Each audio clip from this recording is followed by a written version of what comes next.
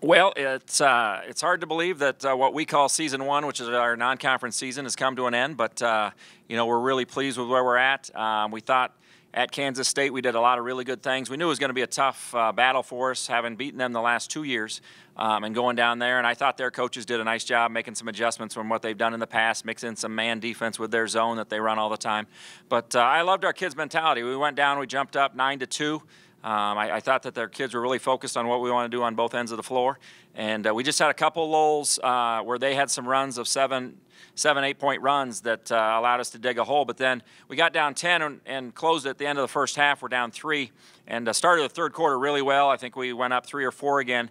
And then the middle of the end of the third quarter really cost us.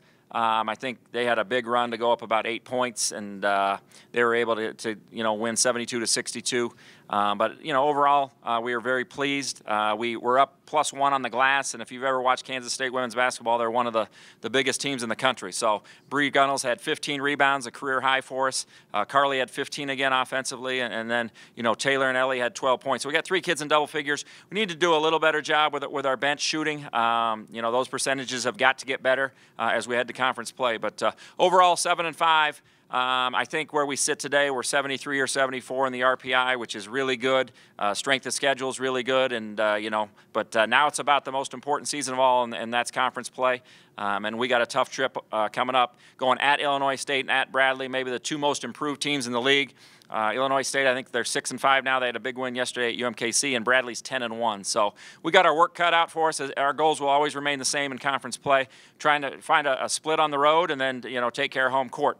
So everything's about Illinois State on Friday.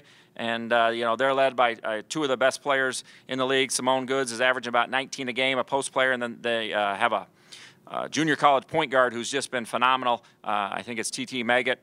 She's terrific, and I think she had a career-high 24 yesterday. So they'll present challenges. Illinois State is extremely well coached. They will be ready for us. We saw them 3 times last year. So it's going to be a grind-out game, and all of our focus will be on them before we get ready with that day in between for the game Sunday at Bradley. Are there any questions today?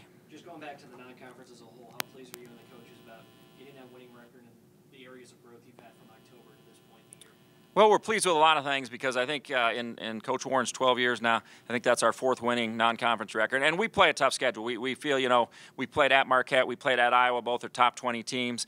Kansas State, I believe, is now 9-3. They're very good. We lost to Boise State by 1, who's picked to win the Mountain West Conference, and then we lost to Northern Illinois, who should compete at the top of the MAC. So we're pretty pleased where we're at. I thought we had some good wins. I like to see more consistency shooting the ball, especially off the bench.